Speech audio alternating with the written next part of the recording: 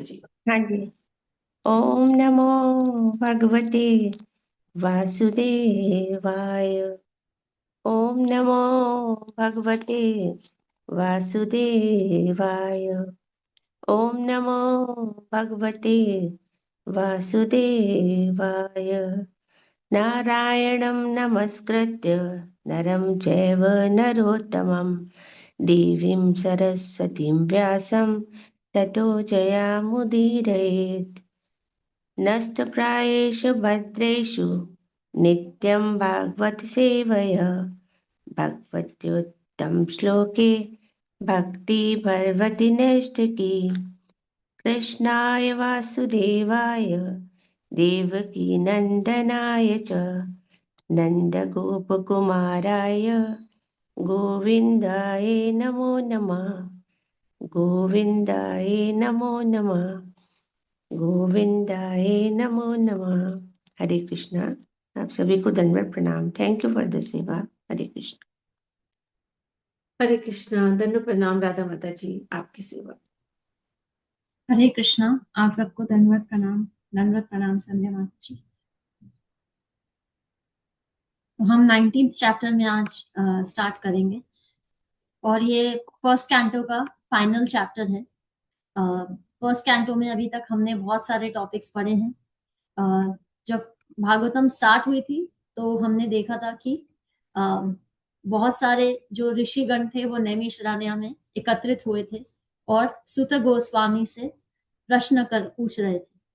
और फिर सूत गोस्वामी उनको प्रश्नों के उत्तर देते हैं और प्रश्नों के उत्तर देते देते उनको भागवतम की हिस्ट्री बताते हैं कि भागवतम की शुरुआत कहाँ और कैसे हुई, किसने उसको लिखा आगे। और उसके बाद वो महाभारत के थोड़ा सा यहाँ पे वो स्टोरी चेंज करते हुए महाभारत की तरफ चले जाते हैं और महाभारत युद्ध समाप्त हो रहा होता है उसके बारे में बताते हैं। और फिर महाभारत के जो मुख्य किरदार हैं, गांधारी, धृतराष्ट्र, विदुर, श्री कृष्णा और पांडव, इन सब की लीला कैसे कैसे समाप्त होती है हमने ये पढ़ा था। और उसके बाद महाराज परीक्षित के बारे में पढ़ा था, कलयुग के आगमन के बारे में पढ़ा था और कलयुग का प्रभाव कैसा होता है। और फिर फाइनली महाराज परीक्षित को श्रृंगी द्वारा श्राप क्यों मिलता है। तो अभी तक हमने ये पढ़ा है। अगर हम इसको थोड़ा सा इसकी फर्स्ट कैंटो की थीम को अंडरस्टैंड करें तो इसमें हमें श्रीमद् भागवतम की हिस्ट्री पता चल रही है, जो भक्तों के बीच में परस्पर प्रेम भगवान के साथ होता है। जैसे हम कुंती महारानी की प्रार्थनाएं पढ़ रहे थे, भीष्म देव की पढ़ रहे थे, पांडवों और श्री कृष्ण का क्या रिलेशनशिप था उसके बारे में हम पढ़ रहे थे। तो भक्तों का क्या रिलेशनशिप है भगवान से, श्रीमद् भागवतम की हिस्ट्री क्या है, फाइनली महाराज परीक्षित को जब श्राप मिलता है तो वो कैसे एक्सेप्ट करते हैं, ये है। तो अगर हम हर स्टोरी को अंडरस्टैंड करें तो पहले नारद मुनि को व्यासदेव को इंस्पायर करना पड़ता है, क्योंकि व्यासदेव भी सारे वेद और महाभारत लिखने के बाद भी अनसेटिस्फाइड होते हैं और नारद मुनि को आके उनको इंस्पायर करना पड़ता है कि आप इसलिए अनसेटिस्फाइड हो क्योंकि आप अभी उस सोर्स से नहीं जुड़े जो वास्तविक में जो आपका हृदय चाहता है। और उसके बाद जो भक्तों के और भगवान के बीच की रिलेशनशिप है उसमें भी भगवान उनको कैसे इंस्पायर करते हैं अलग अलग सिचुएशन में और उनको कैसे सपोर्ट करते हैं, हमने ये पढ़ा था। और कैसे महाराज परीक्षित जो महाभागवत है, अब उनकी ऐसी परिस्थिति आ गई है कि उनको 7 दिनों में मृत्यु का दंड मिला है और अब वो कैसे भगवान का आश्रय लेते हैं। तो अगर हम देखें तीनों सिचुएशंस को तो क्या हमें पता चल रहा है कि जब हमें लाइफ में भगवान चाहिए होते हैं तो डिसरप्शन होती है, पानी का जो भाव होता है वो चेंज हो जाता है, उल्टा हो जाता है, तभी भगवान आते हैं। ऐसे नहीं आते, वो उनकी एंट्री करने का तरीका ही यही है, कोई प्रॉब्लम क्रिएट होगी उसके बाद ही वो आएंगे। वो उनका स्टाइल है, वो ऐसे ही ऑपरेट करते हैं। तो महाराज परीक्षित के जीवन में भी अब ऐसी ट्रेजेडी आई तो वो आ रहे हैं, पांडवों के जीवन में भी बहुत ट्रेजेडीज आई तो वो आए। नारद मुनि को उन्होंने भेजा जब व्यासदेव विचलित हुए, हर परिस्थिति में कोई ना कोई विचलित था, परेशान था, दुखी था, बिल्कुल उम्मीद छोड़ चुका था जीवन के लिए। भगवान तभी आए। अगर हम एक्चुअली में सोच के देखें तो जब हम कंफर्टेबल और खुश होते हैं, तृप्त होते हैं अपने जीवन से, तो हमें भगवान की याद नहीं आती। ये फैक्ट है। आप कोई ऐसी चीज सोचिए जो आपको खाने में बहुत पसंद है, सोचिए, और जब आप उसे खा रहे होते हैं तो उस 5-10 मिनट के लिए आप भगवान को भूल जाते हैं। ये भी फैक्ट। तो जब हम खुश होते हैं और तृप्त होते हैं, जब हमें लगता है कि जैसी लाइफ चल रही है यही लाइफ है, एक्चुअली इसके अलावा कुछ भी नहीं है, तो भगवान कहते हैं कि जो प्रकृति है उसमें 2 प्रकार के लोग होते हैं, देवी और आसुरी। 2 प्रकृतियां होती हैं। जो देवी प्रकृति के होते हैं वो ही इस प्रकृति को पार कर सकते हैं, और जो आसुरी प्रवृत्ति के होते हैं वो इसी प्रकृति में रहते हैं और इसी को भोगते रहते हैं। पर जो देवी प्रकृति के होते हैं वो इस प्रकृति को पार कैसे करते हैं? वो एक ही तरीके से इसको पार कर सकते हैं, भगवान का आश्रय लेके। और कोई तरीका नहीं है इस प्रकृति को पार करने का।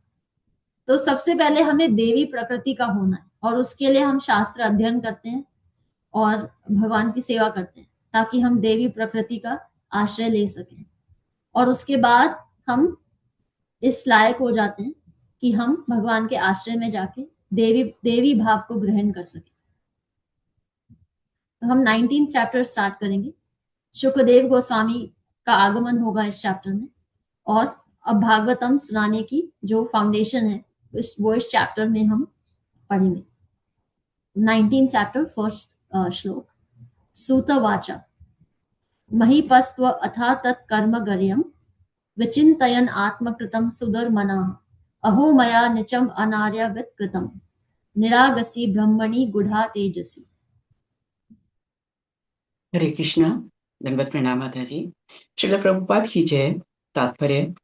श्री सूत गोस्वामी ने कहा, घर लौटते हुए राजा महाराज परीक्षित ने अनुभव किया कि उन्होंने निर्दोष तथा शक्तिमान ब्राह्मण के प्रति अत्यंत जघन्य तथा अशिष्ट व्यवहार किया है।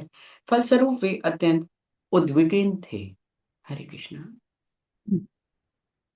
एक तरफ शमीक ऋषि हैं जो बहुत अफसोस कर रहे हैं कि उनके पुत्र से एक बहुत बड़ा अपराध हो गया है, और दूसरी तरफ महाराज परीक्षित हैं जिनको ये मालूम चला है कि अब वो इस बात पे मनन कर रहे हैं कि उनसे भी कोई अपराध हो गया है जो कि उन्हें नहीं करना चाहिए था, और वो अब सोच रहे हैं कि ऐसा करने से जो मैंने काम किया बहुत ही नीच काम था, मुझे ऐसा नहीं करना चाहिए था। तो दोनों तरफ जो है ये बात दोनों मनन कर रहे हैं, शमीक ऋषि भी कर रहे हैं, महाराज परीक्षित भी कर रहे हैं, और इस प्रकार वो अब विचार कर रहे हैं कि मैं क्या करूं ऐसा कि ये जो प्रॉब्लम है ये ठीक हो जाए। ओके, तो जब हम से कोई भूल हो जाती है, और भूल का मतलब ये नहीं है कि हम इसको लाइसेंस ले लें इस चीज का, पर जब हमसे कोई भूल हो जाती है किसी के प्रति, और अगर हम रिग्रेट करते हैं, उसके बारे में अफसोस करते हैं और भगवान से सच में क्षमा मांगते हैं, सिर्फ मांगने के मतलब कई बार हम क्षमा कैसे मांगते हैं कि आई एम सॉरी कि आपको बुरा लगा, ये क्षमा मांगना नहीं होता। आई एम सॉरी कि मेरी वजह से आपको बुरा लगा, कि आपको बुरा लगा तो आपकी प्रॉब्लम है, आपको मेरी वजह से लगा तो मेरी प्रॉब्लम है। तो जब हम सिंसियरली उस गलती को रिग्रेट करते हैं तो हमें भगवान शक्ति देते हैं कि हम उस परिस्थिति को कैसे समझ सकते हैं। सेकंड श्लोक। ध्रुवम ततो में कृतदेव हेलनात् दुरत्ययं व्यसनम नाति दीर्घः तद अस्तु कामम य अज्ञ निष्कृताय में यथा में कुर्याम पुनरेवं अद्धा। राजा परीक्षित ने सोचा, श्री भगवान के आदेशों की अवहेलना करने से मुझे आशंका है कि निश्चित रूप से निकट भविष्य में मेरे ऊपर कोई संकट आने वाला है। अब मैं बिना किसी बिना झिझक के कामना करता हूँ कि वह संकट अभी आ जाए, क्योंकि इस प्रकार मैं पाप कर्म से मुक्त हो जाऊंगा और फिर ऐसा अपराध नहीं करूंगा। हरे कृष्ण। Thank you. अब महाराज परीक्षित सोच रहे हैं कि मेरे से भूल हुई है, मुझे ऐसा नहीं करना चाहिए था, क्योंकि भगवान कृष्ण क्या कहते हैं कि जगत दिताया कृष्णाय, जो भगवान का पूरा जगत है उसमें वो गो ब्रह्मांड हिताय च, वो ब्राह्मणों और गायों को बहुत प्रेम और आदर करते हैं, ब्राह्मणों और गायों का भगवान। तो महाराज परीक्षित कह रहे हैं कि मैंने एक ब्राह्मण के साथ दुर्व्यवहार किया जो कि श्री कृष्ण को बहुत प्रिय है, तो अब ऐसा जरूर होगा कि इस करने की वजह से मुझे कोई ना कोई दुख भोगना पड़ेगा, और क्योंकि वो ब्राह्मण है तो वो मुझे पनिश कर सकता है। तो इसलिए जो भी कुछ होना है अब अभी हो जाए, ताकि मैं इस चीज को भुगत लूं और इससे बाहर निकल जाऊं। और वो ये भी चाह रहे हैं कि जो भी प्रॉब्लम आए वो उनके ऊपर आए, उनके परिवार के ऊपर नहीं आए। तो महाराज परीक्षित ये प्रार्थना कर रहे हैं कि ध्रुवम ततो में मतलब मुझे ये प्रॉब्लम आए, मेरे परिवार को नहीं आए। और इसलिए महाराज परीक्षित प्रे कर रहे हैं कि अभी आ जाए, बाद में नहीं हो। नहीं तो मुझे कई बार जब हम गलती करते हैं किसी के साथ, तो हमारा माइंड, जो हमारी माइंड की स्टेट होती है, हमारी मानसिकता जो होती है, उसमें असर पड़ता है। जैसे आपके सामने कोई व्यक्ति किसी को गलत बोल रहा है और आप भी उस व्यक्ति को पसंद नहीं करते, तो आपको भी उस समय ऐसे लगेगा कि यही मौका है, मैं भी इसको बोल दूं। क्योंकि जब हमारे सामने कोई किसी को गलत बोलता है तो हमारा जो चित्त होता है वो भी मैला हो जाता है, तो हमारी भी फिर ऐसी इच्छा होती है कि हम भी गलत करें क्योंकि सामने वाला भी कर रहा है। तो अब वो ये सोच रहे हैं कि अब जो मैंने कर दिया है उसका जो परिणाम है अभी आ जाए, ताकि मैं आगे मेरे में ऐसी कोई टेंडेंसी डेवलप नहीं हो जाए जिससे मैं दोबारा कभी ऐसा करूं और उसका प्रभाव मेरे या मेरे परिवार के ऊपर आए। तो वो रिस्पॉन्सिबिलिटी से सोच रहे हैं कि जो होना है अभी हो जाए।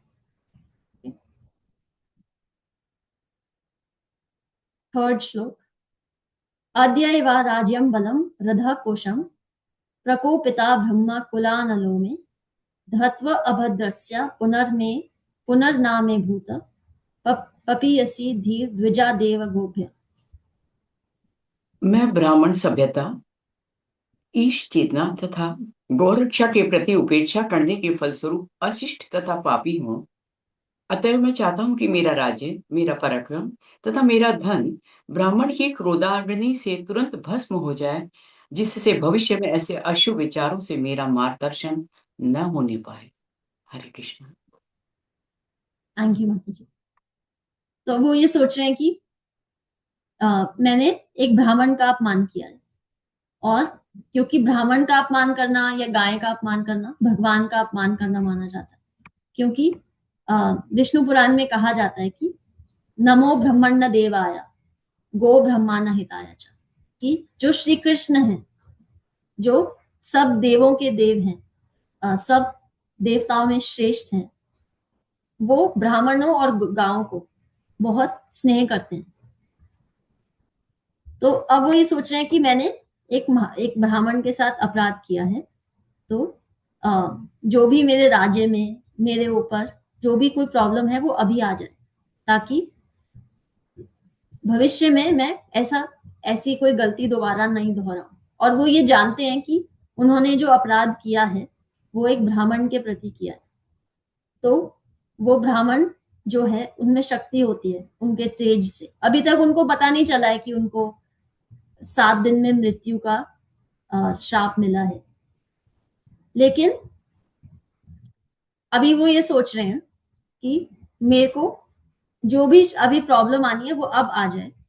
अगर नहीं आएगी प्रॉब्लम तो ये जो मेरे मन में, मेरा जो मन मलिन हुआ है इस सिचुएशन से, वो और मलिन होता जाएगा आने वाले टाइम में। क्योंकि वो ये भी जानते हैं कि कलयुग जो है उसका प्रभाव आ गया है। और अगर अब उनको इस समय इस चीज को रिग्रेट नहीं करा उन्होंने, तो आने वाले समय में वो और ज्यादा कोई गलत काम कर सकते हैं। तो महाराज परीक्षित जो महाभागवत हैं, वो भी ये सोच रहे हैं कि मेरे से कोई बहुत बड़ी भूल हो गई है, और क्योंकि मैंने एक ब्राह्मण का अपराध कर दिया जो कि सबसे प्रमुख अपराध माना जाता है, तो मेरे ऊपर मेरे राज्य के ऊपर मेरी जितनी भी वेल्थ है उसके ऊपर जो भी प्रभाव है वो अभी आ जाएगा। एक्चुअली में अगर हम इस श्लोक को ध्यान से समझें तो हमें ये मानना चाहिए कि जिस भी जगह, जिस भी स्थान पे गायों की और ब्राह्मणों की रक्षा नहीं होती और भगवान के लिए भगवान को नहीं माना जाता, वहां पे कुछ समय बाद वो जगह जो है उसका विनाश निश्चित होता है। अगर हम सब चाहते हैं कि पूरी दुनिया में शांति हो, जो कि हम सब चाहते हैं, तो ये जो श्लोक है हमें एक्चुअली बस बता रहा है कि दुनिया में अगर हम चाहते हैं कि हर जगह प्रोस्पेरिटी हो और शांति हो, तो उसके लिए जरूरी है कि ब्राह्मणों की रक्षा हो, क्योंकि ब्राह्मण जो है वो ज्ञान प्रदान करते हैं। जो हम विद्या ग्रंथ पढ़ पाते हैं वो उनसे हम सीख सकते हैं, और भगवान की प्रेजेंस हो, क्योंकि जब तक हमें भगवान से हमारा रिलेशनशिप नहीं बनेगा तब तक हमें लाइफ में जो रियल डायरेक्शन है, जो पर्पस है, वो हमें नहीं मिलेगा। और गौ रक्षा हो, क्योंकि गायों से भी धर्म का वर्धन होता है, क्योंकि उनसे हमें दूध मिलता है, दही घी मिलता है, जिससे यज्ञ होते हैं। तो हर प्रकार से ये चीजें जरूरी होती हैं एक सोसाइटी में प्रॉपर फंक्शनिंग के लिए। और जहां ये चीजें लुप्त हो रही हैं या कम है या है नहीं, उस उन जगहों का बहुत शीघ्र विनाश हो जाता है।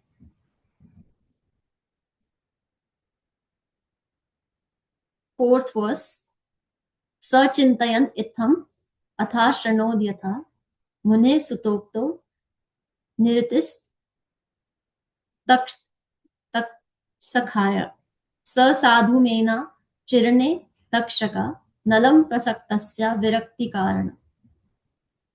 जब राजा इस प्रकार पश्चाताप कर रहे थे तब उन्हें अपनी आसन मृत्यु का समाचार प्राप्त हुआ, जो पुत्र द्वारा दिए गए शाप के अनुसार सर्प पक्षी के काटने से होनी थी। राजा ने इसे शुभ समाचार के रूप में ग्रहण किया, क्योंकि इससे उन्हें सांसारिकता के प्रति विराग उत्पन्न होगा। हरे कृष्ण। थैंक यू माता जी। तो अब महाराज परीक्षित जो हैं वो ऑलरेडी अफसोस कर रहे हैं, और इसी समय उनको ये न्यूज मिलती है कि उनको श्रृंगी ने ये श्राप दिया है कि 7 दिन में उनकी मृत्यु हो जाएगी एक सांप के काटने से। और महाराज परीक्षित जो है वो इससे एक श्लोक पहले क्या कह रहे थे कि मेरे को या मेरे राज्य को या मेरी जितनी भी संपत्ति है उसमें कोई भी प्रॉब्लम आनी हो तो अभी आ जाए। तो ऐसे मानसिकता में वो थे, और अब उनको मालूम चला कि वास्तविक में जो भी प्रॉब्लम है वो यही है, और इसी प्रकार उनको ये पनिशमेंट मिली है। और इस प्रकार जब उनको ये पनिशमेंट मिली तो उन्होंने उसको एक गुड न्यूज की तरह लिया, और उससे वो प्रसन्न हुए, क्योंकि उनको समझ में आ गया कि इसी से ही विरक्ति कारणम, यही मेरी विरक्ति का कारण बनेगी, यही परिस्थिति मेरी विरक्ति का कारण बनेगी, नहीं तो विरक्ति मैं नहीं ले पाऊंगा। अगर हम सोचें कि हमें विरक्ति चाहिए इस दुनिया से, तो क्या हम जब खुश होते हैं हमें विरक्ति मिल सकती है? हम विरक्ति के पीछे जाएंगे अगर हम खुश होंगे तो? नहीं। और हम में से कितने लोग विरक्ति चाहते हैं, जेन्युइनली चाहते हैं, सिर्फ कहने को नहीं? और कोई बात नहीं अगर आप नहीं चाहते तो, इट्स नॉट कि यहाँ पे किसी को मार्क्स मिल रहे हैं। कितने लोग विरक्ति चाहते हैं? क्यों चाहते हैं विरक्ति? आप जो भी चाहते हैं वो क्यों चाहते हैं?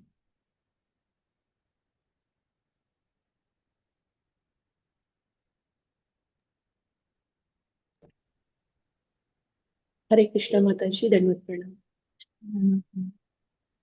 आज तक के आयु के अनुभव से ये पता चल गया है कि भगवान के सिवा यहाँ प्रेम करने वाला कोई नहीं है। तो अगर ये प्रेम ही नहीं है तो यहाँ रहना किस लिए है? जो करते हैं उनके पास जाने के लिए जो भी मार्ग होगा उसमें चल पड़ेंगे। जो हमारा थैंक ख्याल यू। रखते हैं, जो हमारा साथ कभी नहीं छोड़ते, जो भी दिया है उनसे दिया है, वो अभी इस अध्ययन से, शास्त्र से पता चल गया है। अब तक ये हो रहा था कि हम कर रहे हैं, अब पता चल गया है कि ये सब भगवान ही दे रहे हैं। जब उनको हम जानते नहीं थे, मतलब अज्ञान थे, उस वक्त भी दे रहे थे। अब ज्ञानी हो गए हैं, उस वक्त भी दे रहे हैं और ज्यादा दे रहे हैं। तो उनका दिया हुआ सुख भी और दुख भी वो उनकी तरफ जाने के लिए मार्ग है। मतलब मैं अभी जो अ, बीमार पड़ गई थी, उससे बाहर आने पर और विरक्ति आ गई मुझ में कि टाइम कम है और भक्ति ज्यादा करनी है और इस संसार से तो कुछ मिलने वाला है नहीं, ये तो मैं जान गई थी। तो इसमें ही जाना है हमें, ऐसा मुझको लग रहा है। मेरे कर्म करूंगी जो भी मेरे मुझको दिया है और उनकी सेवा करनी है बस। थैंक यू माता जी, थैंक यू सो मच। और कोई शेयर करना चाहेंगे? हरे कृष्णा माता जी, दंडवत हरे प्रणाम। कृष्ण। ऐसे लगता है जैसे कि जितने भी हमारे अटैचमेंट्स होते हैं, सबसे मतलब वो कभी ना कभी उनमें पेन होता है। तो ये अटैचमेंट्स ही रीज़न है हमारे पेन का, इसलिए विरक्ति ज़रूरी है। इसके अलावा जो भी चीज़ें हैं, जो भी रिलेशनशिप्स या जो भी हम चीज़ें लाइफ में एंजॉय करते हैं, वो सब क्षणिक है, इसलिए हमें उनके साथ अटैचमेंट नहीं रखना चाहिए। तो ये भी हमें समझाता है कि विरक्ति क्यों ज़रूरी है। Thank you. Hare Krishna. Hare Krishna, thank you माता जी। और कोई शेयर करेंगे? जी माता जी, क्षणिक की जी। विरक्ति आती है, विरक्ति आती नहीं है। सच्चाई तो यही है, बहुत क्षणिक रूप में आती है और जैसे वो एक मोमेंट निकल जाता है तो फिर वापस राग रंग में हम लोग तो हो जाते हैं। रियलिटी तो यही है मेरे साथ। हरे कृष्णा। जी जी। और कोई शेयर करेंगे? तारा जी माता सुनीता जी माता। की बात से मैं बिल्कुल सहमत हूँ। कभी कभी तो होता है कि बस यही है भगवान, यही पूजा पाठ, यही धर्म। जब माला सुबह सुबह करने बैठते हैं ना, तो उस वक्त पूरी विरक्ति का भाव होता है। पर जैसे जैसे दिन की दिनचर्या शुरू होती है माता जी, फिर कुछ कुछ उलझते हैं, कुछ ध्यान उधर आता है, मतलब मिक्सचर सा होता है। जी जी। थैंक यू माता जी, थैंक यू, थैंक यू। तो ये बात सही है कि विरक्ति क्षणिक होती है और वो तभी आ सकती है, या विरक्ति दो ही रूप में आ सकती है। या तो कोई ऐसी परिस्थिति क्रिएट हो जाए जब हमारे पास कोई चॉइस नहीं हो, केवल भगवान के आश्रय की ही चॉइस हो, तो एक उसमें आती है। और दूसरा तब आती है जब हमारे में इतना प्रेम जागृत हो जाए कि हमें दुनियादारी का कोई फर्क नहीं पड़े। दो ही रूप में आ सकती है। जो आम व्यक्ति होता है, जो भगवान से जुड़ना चाहता है, प्रेम भक्ति तक पहुंचने में बहुत समय लगता है, क्योंकि शुरू शुरू में हमारा डिसिप्लिन नहीं होता। हम अपने, जैसे हमने कल भी बात करी थी, हम रूल्स बनाते हैं, तोड़ते हैं। हम कोई व्रत लेते हैं, उसको पूरा नहीं कर पाते, कभी कर पाते हैं, कभी नहीं कर पाते, तो वो ऊपर नीचे होता रहता है। तो जो भाव और प्रेम का मार्ग है, वो उसमें समय लगता है। और इसीलिए हमें ये बारी बारी एडवाइस दिया जाता है कि आप जिसके बारे में ज्यादा सुनते हो, अब जैसे आप टीवी देखते हो और कोई एडवर्टाइजमेंट आए कि ये नया स्टोर खुला है साड़ी का, और उसमें वो बताने लग जाएं कि कितनी सुंदर साड़ी है, कितनी सुंदर साड़ी है, गाते ही जाएं, गाते ही जाएं। 5,000 लेडीज के इंटरव्यू ले लें कि, और वो सब बोलेंगे इनकी साड़ी तो, इनसे इनसे अच्छी साड़ी तो किसी की भी नहीं है। तो आपका भी मन करेगा ना कि ये कौन है, हम भी ट्राई करके आए ये स्टोर है कहाँ पे, हम भी तो देखें ऐसी कौन सी साड़ी है जो हमने आज तक नहीं खरीदी, राइट। तो किसी चीज के बारे में आप क्यूरियस कब होते हो, जब आप उसके बारे में सुनते जाते हो, सुनते जाते हो, सुनते जाते हो, उसके बारे में आपको लगता है कि मुझे और जानना है, मुझे और पता करना है इसके बारे में। तो भगवान से आपको प्रेम तभी हो सकता है जब आप उनकी अलग अलग लीलाओं का, जब उनको सुनते हो। सिर्फ उनकी अनेक लीलाएं हैं, उनकी माधुर्य रस की लीला है, वात्सल्य रस की लीला है, जब वो बच्चे थे उनकी क्या नेचर थी, वो कैसे डील करते थे, और जब वो बड़े हुए तो कैसे करते थे। तो हर प्रकार से हम भगवान को जानने का प्रयास करते हैं। जैसे हम किसी भी चीज, दुनिया की किसी चीज से इम्प्रेस होके उसके बारे में ओपिनियंस लेते हैं, उसको जानना चाहते हैं, और फिर हम, जैसे आजकल लोग रिव्यूज देखते हैं, कोई रेस्टोरेंट ट्राई करना होता है उनको, तो वो ऑनलाइन उसके रिव्यू देखते हैं कि आज इसको कितने स्टार मिले, कहीं से ऑर्डर करना है इसको कितने स्टार मिले। तो हम उसकी वैल्यू देखते हैं पहले, तभी हम उसमें अपना माइंड और मनी और अपना इमोशन इन्वेस्ट करते हैं। हम हमेशा यही देखते हैं कि मुझे इससे क्या लाभ हो रहा है, तो ही मैं इसमें अपना समय दूं। लेकिन भगवान में जब आप अपना समय इन्वेस्ट करते हो तो उसमें आपको शायद इंस्टेंटली लाभ नहीं होगा, उसी समय नहीं कोई स्वाद आएगा, लेकिन अगर आप उसमें इन्वेस्ट करते जाओगे तो रस आने लग जाता है, स्वाद आने लग जाता है। और इसीलिए हमेशा हमारी लाइफ में ऐसा नहीं है कि ऐसी कोई घटना घटे कि हमें ऐसा कोई विरक्ति उत्पन्न हो जाए कि हमें सब छोड़ना पड़े, पर नेचुरली हम उस कोर्स में कैसे एडवांस कर सकते हैं, भागवतम का यही गोल है। तो इसीलिए हमें बारी बारी ये प्रयास करना है कि हम भगवान से वो रिश्ता कैसे स्ट्रॉन्ग कर सकते हैं। माता जी, जैसे दो चीजें, मेरे को दो क्यूरियोसिटी कि एक जी। तो जैसे अब हम सब करीब एक से ही प्लेटफॉर्म पे हैं, करीब करीब एक ही साथ शुरू किया सबने। तो आपने जैसे अभी बताया कि भाई भक्ति योग में आने में बहुत समय लगता है और जल्दी से नहीं आते। तो आप क्या समझते हैं कि मतलब हम लोग भक्ति के योग के कितने आसपास हैं? एक तो ये चीज।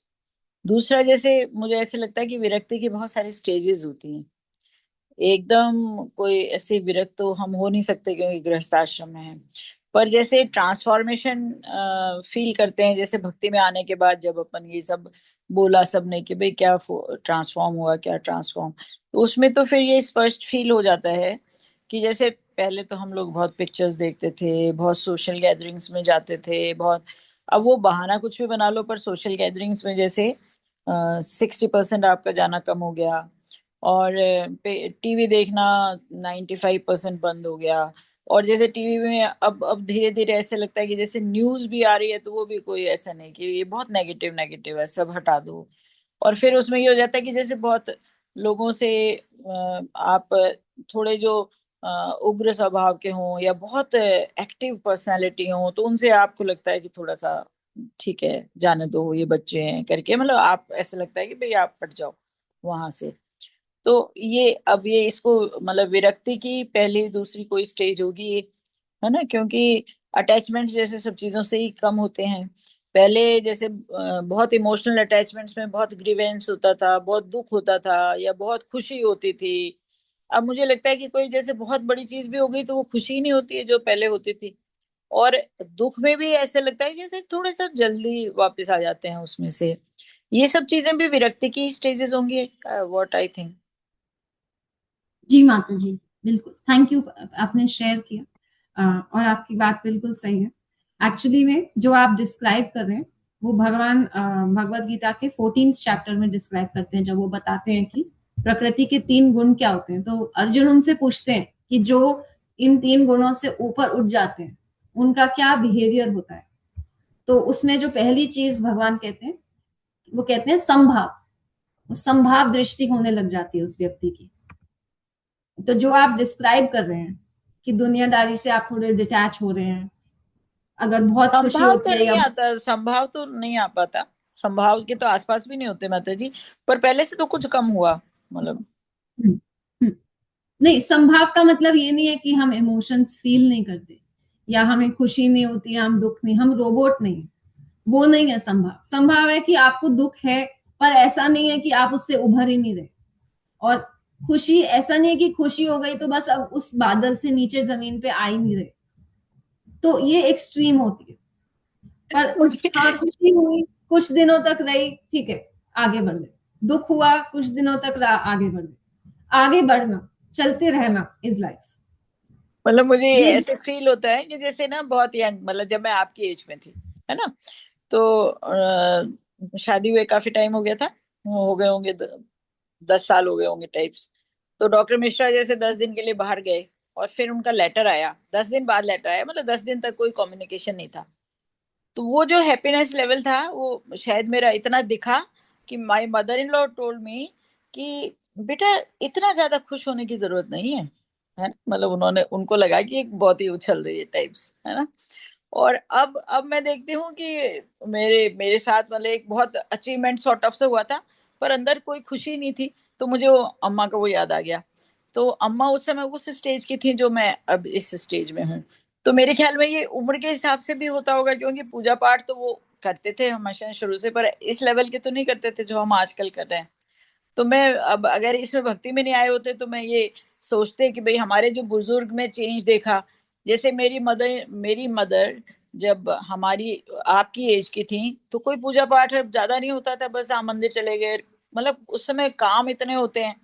और वन डे अब नाउ शी, मतलब जब वो 70 साल की रही हैं तो माई सिस्टर टोल्ड हर कि आप ये सारे दिन क्या भक्ति भक्ति करती रहती हो, पहले तो कभी कुछ नहीं करती थी और अब आप हमको कुछ कुछ करने जाओ पहले हाथ जोड़ लो, कुछ करने जाओ पहले ये कर लो।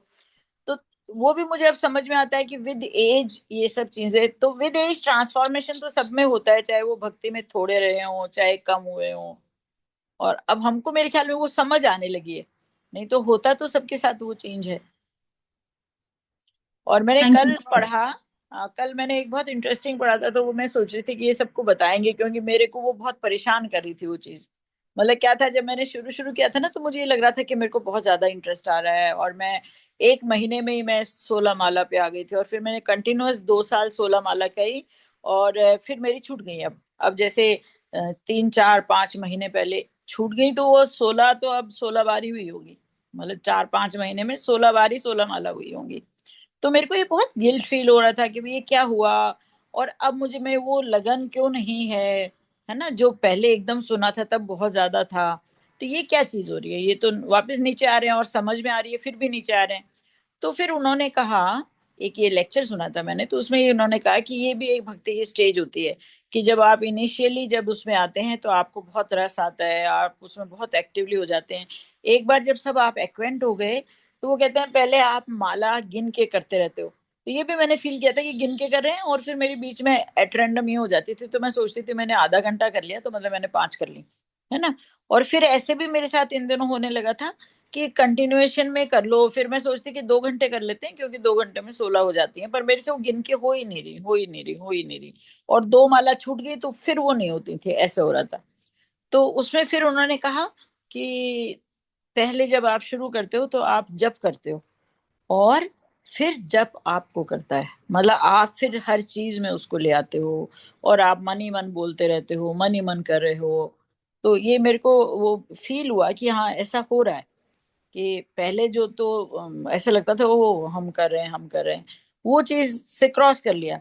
तो अब वो कहते हैं कि छूटेगी करेगी, पर उसमें आप निराश मत हो, क्योंकि वो छूटती नहीं है, वो आपके अंदर चली जाती है।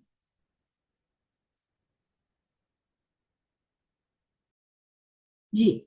ये मतलब एक अपने सबकी स्टेजेस जो हमारे बीच बीच में छूट रही है ना, तो ये सबको मोटिवेट करने की चीज है कि वो छूट नहीं रही है, हमारे अंदर है।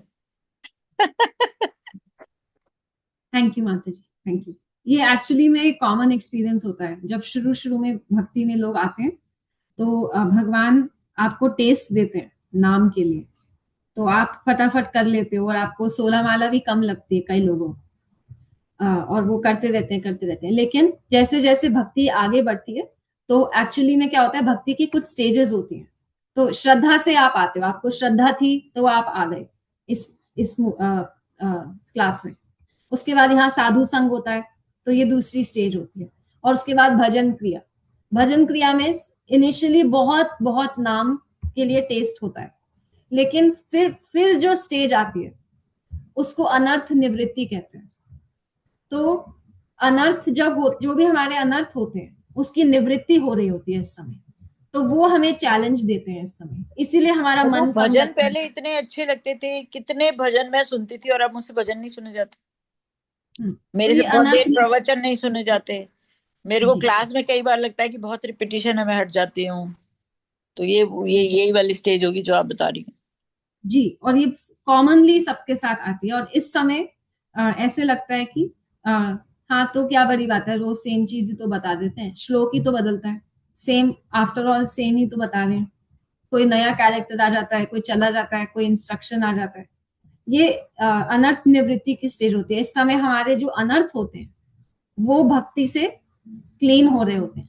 तो जैसे ये एग्जाम्पल हमने सुना होगा पहले कि जैसे कोई यू शेप बॉटल हो और आप एक तरफ से उस पे पानी डाल रहे हो और एक तरफ से उसमें से कचरा निकाल रहे हो, तो जब भक्ति आप स्टार्ट करते हो तो जो आपके अनर्थ होते हैं वो नीचे सेटल हो रहे होते हैं, वो यू वाली जगह।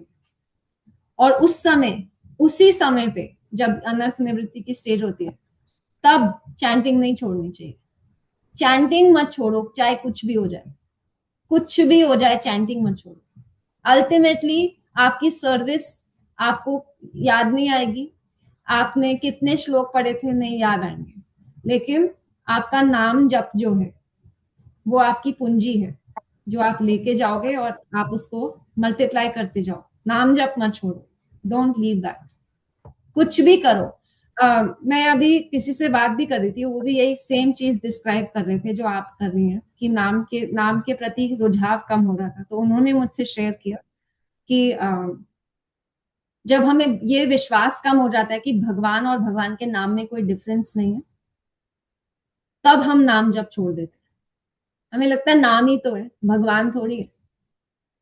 ये मेंटालिटी हो जाती है हमारी नाम के प्रति। वो कभी तो आपको अनकॉन्शियसली रहने लगता है ना, कि जैसे अनकॉन्शियसली मैंने बहुत बार ये देखा है कि जैसे जैसे आप मेडिटेशन करो, भटक जाओ, वापस आते हो ना, तो ऐसे ही जैसे इसमें ये देखो ना आपके क्या आप क्या कर रहे हो, मतलब कुछ भी काम कर रहे हो तो आप क्या कर रहे हो, तो वो फिर वो आपका नाम चल रहा होता है पर माला नहीं होती।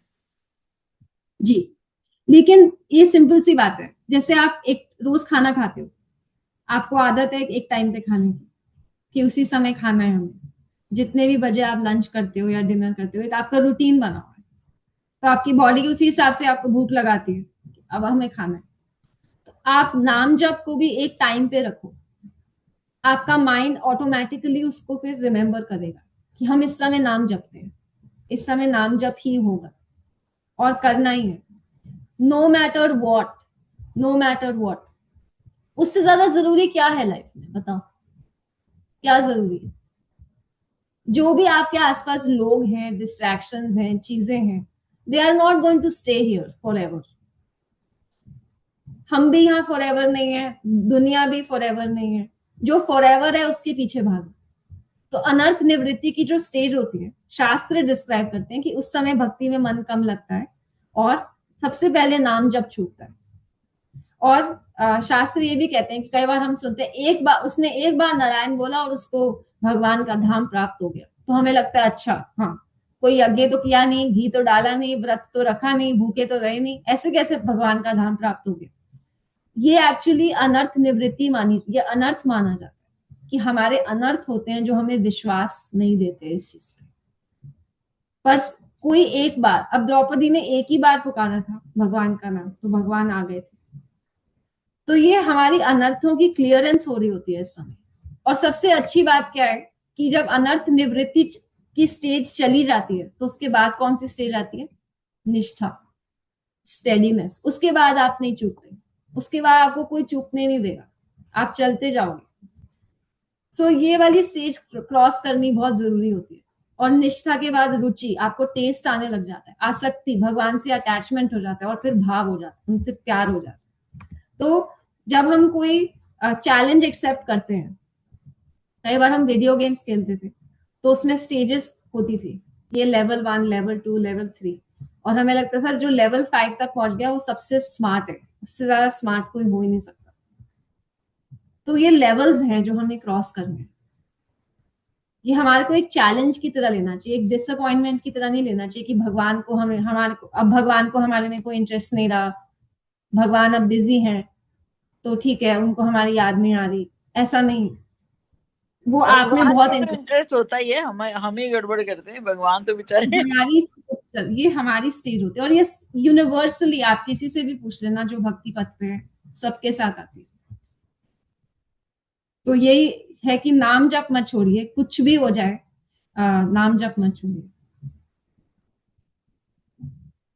माता जी, जैसे मैंने न्यू ईयर में रेजोल्यूशन लिया था 16 माला का, थोड़े दिन करा बड़े जोश में करके, उसके बाद धीरे धीरे मतलब कुछ कुछ चीज़ें होती हैं लाइफ में, रूटीन में, तो कुछ माला तक तो वो बिल्कुल सेटल रहता है, बहुत मन से ध्यान से, मतलब बहुत वो लगता है कि हाँ आप बाय हार्ट कर रहे हो, पर उसके बाद वो मैकेनिज्म शुरू हो जाता है कि अब ये पूरी करनी है, तो ये क्या ठीक है? फिर आपको कई बार लगता है कि जैसे गीता का आपने कुछ सोच रखा है, अगर वो पूरा नहीं हुआ तो वो आपके हेड पे रहता है कि अरे ये अच्छा, वो भी मन से नहीं हुआ, माला भी पूरी कर ली जैसे भी करके, इधर ये छूटा, तो ये कैसे? आप 2 टाइम्स में डिवाइड कर सकते हो कि 8 आप एक समय कर लो, 8 आप एक समय कर लो, जो आपके पीक आपकी, जिसमें आपको लगता है आप सबसे ज्यादा एक्टिव फील करते हो, कि हाफ उस समय कर लिया और हाफ उस समय कर लिया, या तो आप ऐसे कर सकते हो। बट इस चीज से मत डिस्करेज हो कि हमें कुछ 8 या 10 राउंड के बाद ऐसे लगने लग जाता है कि हम मैकेनिकली कर रहे हैं, बस अब कर रहे हैं, कोई बात नहीं, करते जाओ करते जाओ। जब हमने उपदेश अमृत पढ़ा था तो उसमें क्या बताया था कि कुछ पेशेंट्स को जब जैसे जॉन्डिस होता है तो उनको स्वाद आना बंद हो जाता है, लेकिन फिर भी उनको खिलाते रहते हैं तो फिर धीरे धीरे धीरे धीरे स्वाद आना शुरू हो जाता है। तो अब वो खाना थोड़ी छोड़ देते हैं कि नहीं हमें स्वाद नहीं आ रहा, प्राण कैसे चलेंगे, खाना छोड़ देंगे। तो आप करते जाओ, आप अपने आप को जजमेंट मत दो कि मैकेनिकल हो रहा है, मेरा मन नहीं लग रहा, नहीं, मन अपने आप मन लगे ना लगे, आप अपनी ड्यूटी करो। ठीक है, थैंक यू माता जी। आप में से सब कितने लोग 2 श्लोक कर रहे हैं पर डे भगवत गीता के?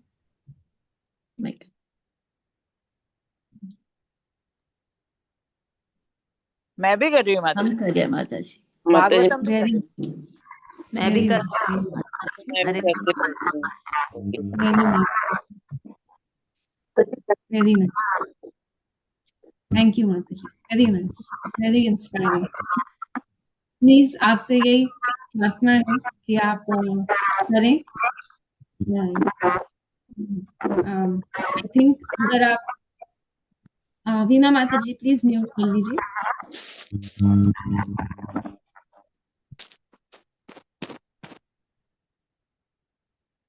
थैंक यू माता जी, थैंक यू।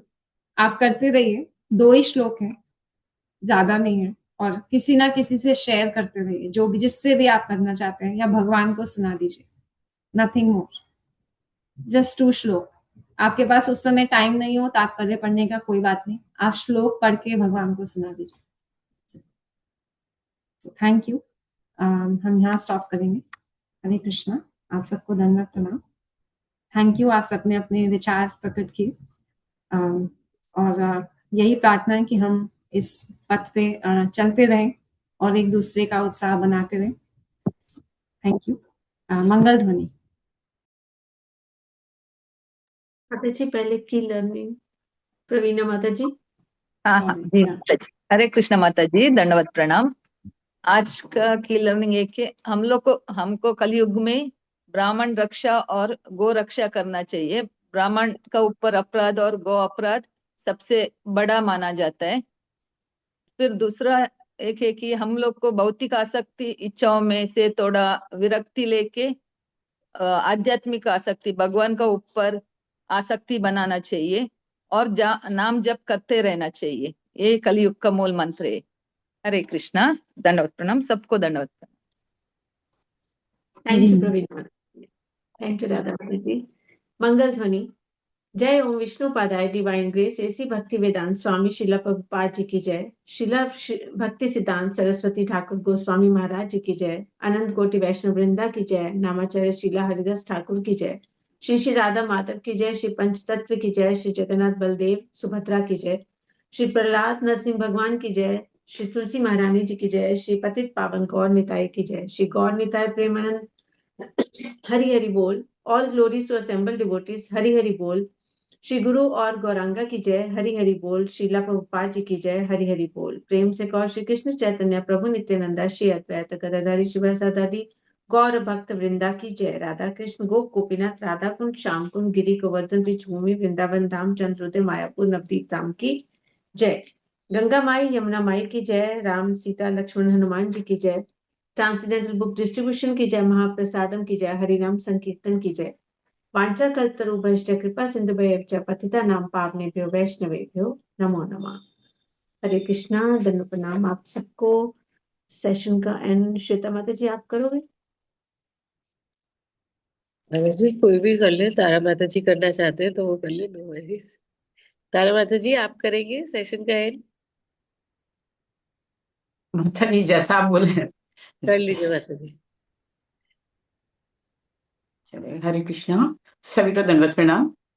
श्री कृष्ण की असीम अनुकंपा से आज का संकीर्तन सा आनंद संपन्न हुआ। हम सभी श्री कृष्ण के चरण कमल में नतमस्तक हैं और हम नित्य कृष्ण दास और धन्यवाद देते हैं। करवत साथी प्रार्थना करते हैं कि हमारी भक्ति की शक्ति निरंतर निरंतर बढ़ती जाए और भक्ति के पथ पर हम अग्रसर होते जाएं। कृष्ण कृपा हम सब पर बनी रही।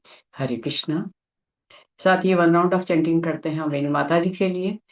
श्रद्धेय विनय माता जी अपने यात्रा पे गए हुए हैं और वो शीघ्र अपना कार्य सफलतापूर्वक संपन्न करके हमारे बीच में शीघ्र आए। उनके लिए 1 round of chanting. Hare Krishna Krishna Krishna Hare Hare, Hare Rama Rama Rama Hare Hare. 1 round of chanting करते हैं माता माता जी के लिए। आज उनकी वेडिंग एनिवर्सरी है, उनके और उनके प्रभु जी की। वो स्वस्थ रहें और उनकी युगल जोड़ी सदा बनी रहे और जीवन में भक्ति के मार्ग पर वो सभी लोग अग्रसर होते रहें और भक्ति की पर से कभी भी भक्ति पथ से कभी भी विचलित ना हो। आशा माता जी के लिए 1 राउंड ऑफ चैंटिंग। हरे कृष्णा कृष्ण कृष्ण हरे हरे, हरे रामा रामा रामा हरे हरे। और लास्ट में चलते चलते आज जो राधा माता जी ने जो सेंटेंस बोला था, बहुत ही खूबसूरत सेंटेंस और बहुत ही सटीक की।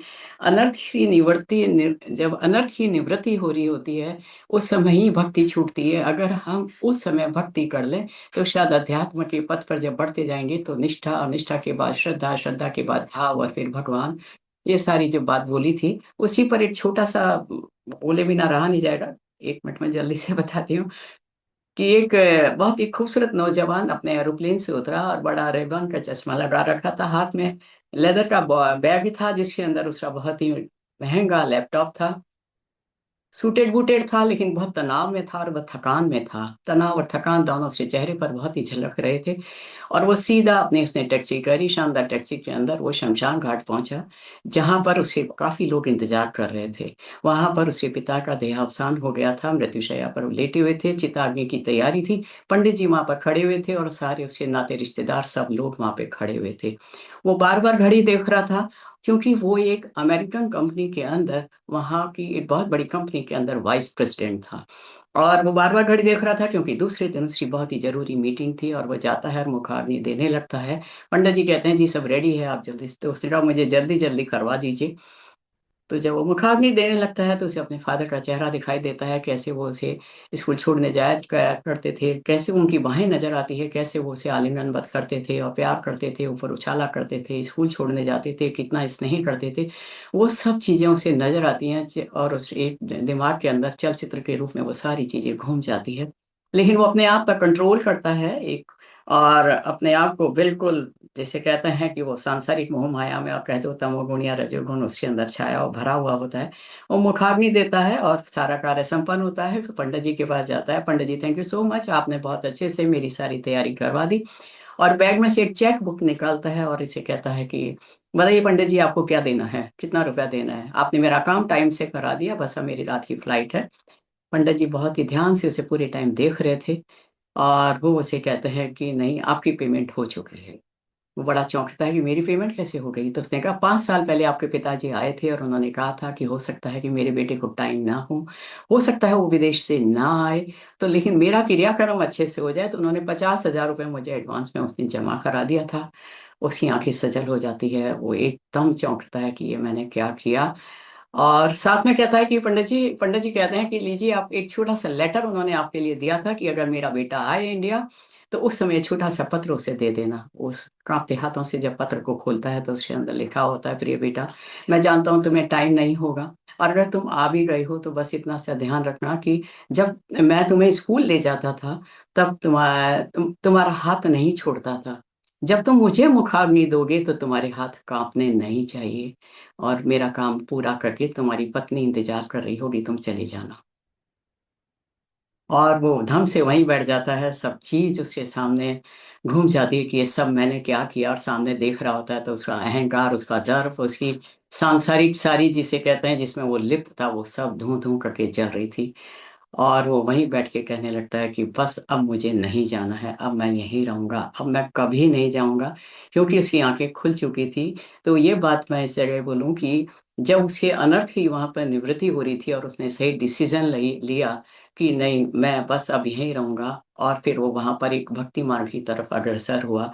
तो शायद यही एक कारण रहता होगा कि उस समय अगर हम संभल जाएं तो ठीक है, अदरवाइज अगर हम नहीं संभलते हैं तो शायद हम वापस से उसी संसार में गोते लगाने लगते हैं। बहुत ही सुंदर मैसेज था जो मैंने आज मालूम पड़ा, क्योंकि जब हम देखते हैं कि एक बात बहुत अच्छी बोली थी कि पानी का बहाव चेंज हो जाता है, जब भगवान आते हैं तब खुश होने पर भगवान नहीं आते।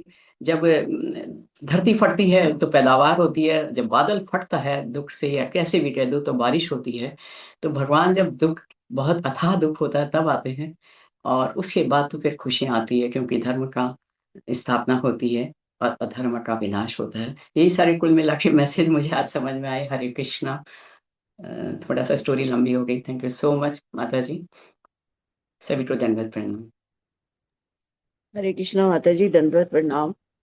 आप तो स्टोरी रोज सुनाया करें, क्योंकि जितना भी हम सबका इतने अच्छे भाव और सत्संग सुनते हैं, वो एक तरह से खीर बनती है रोज, और उसके ऊपर गार्निशिंग आप ही करते हो। इसके लिए आपकी स्टोरी के बिना तो रोज अधूरा है, हम अरे मिस नहीं करते माता हैं जी, रोज। क्या हरे क्या कृष्णा कह माता दिया जी। आपने। Thank you.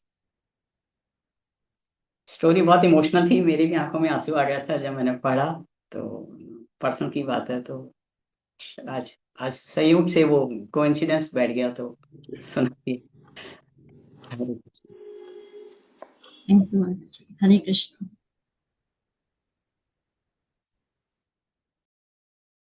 आशा माता जी, हैप्पी एनिवर्सरी। अब सब लोग मुस्कुरा के दिन की शुरुआत करिए। आशा माता जी, आपको हैप्पी एनिवर्सरी। माता जी वो आशा चले माता गए। जी, हैप्पी ओके जी ओके। अर्चना माता जी का एनिवर्सरी है क्या, आशा माता जी का? आशा माता जी। अच्छा, आशा माता जी का। अच्छा अच्छा अच्छा अच्छा, आशा माता जी चली गई है। आशा माता जी ने अभी 5 फरवरी को अपनी 50th एनिवर्सरी सेलिब्रेट की थी। उस दिन वो अटेंड नहीं कर पाए थे, आप उनको ब्लेटली विश कर सकते हैं। अरे बाप रे, गोल्डन जुबली एनिवर्सरी अर्चना माता जी। बहुत बहुत बहुत बहुत धन्यवाद आप अर्चना सबका। माता जी, हमारी पार्टी तो फिर ड्यू है अभी। जरूर, अभी फरवरी चल रहा है। बिल्कुल अभी है, फरवरी चल रहा है, अभी तो स्टार्ट हुआ है 50th ईयर। जी माता जी। पूरा साल रहेगा। बिलेटेड अनीता हैप्पी माता जी, एनिवर्सरी माता जी। Thank you. अनीता माता बिलेटेड जी, हैप्पी हम तो बहुत एनिवर्सरी। बड़ी पार्टी लेके आए हैं अर्चना माता जी के साथ। अब आप लोगों की ड्यू है। हरे कृष्णा, बहुत सबको बहुत धन्यवाद। धन्यवाद आप सबका, आप सबका साथ रहे, यही मेरे लिए बहुत बड़ी ब्लेसिंग